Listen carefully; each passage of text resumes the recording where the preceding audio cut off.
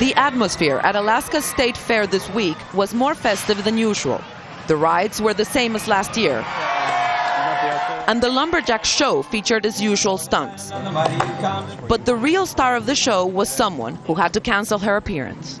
Hello there. The local woman who dubs herself a hockey mom is now in the running to be the second in line to lead the world's only superpower. Sarah Palin is one of the most popular politicians in the U.S. and here at the Alaska State Fair, people say that they feel like she's one of them, a local who likes to fish, hunt, and enjoys life in the great outdoors. I love her. I love her. I'm so excited. But many locals say this enthusiasm comes at a real cost. This year, Governor Palin is handing out an extra big rebate check to Alaskans. $760 million, critics say, should have been spent on education or health care. Well, some people have compared Governor Sarah Palin to Hugo Chavez, giving out oil money to the people. Palin's critics say she's a populist. She's certainly always been popular in her home state. As co-captain of her high school basketball team, Palin led the Wasilla Warriors to their first state championship. Well, here's the trophy. More than 25 years later, the school's principal is still excited when he talks about her play. They called her Sarracuda. You know, it wasn't Barracuda, it was Sarracuda because of her aggressiveness. The Barracuda tag stuck with Palin through her meteoric rise in politics.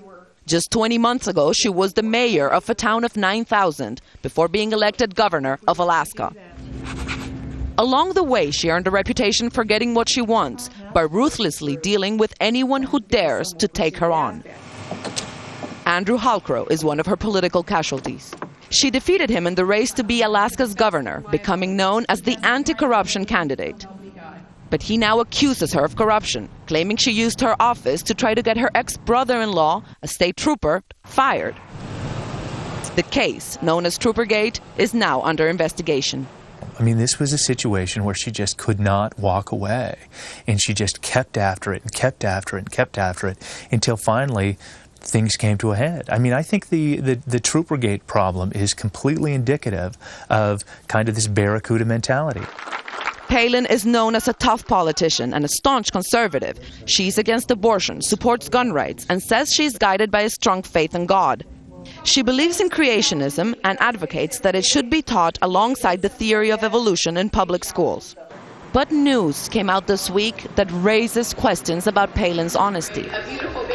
Governor Palin was forced to admit that her unmarried 17-year-old daughter is pregnant. Since being nominated for vice president, there's been an intense clampdown on access to Palin's family.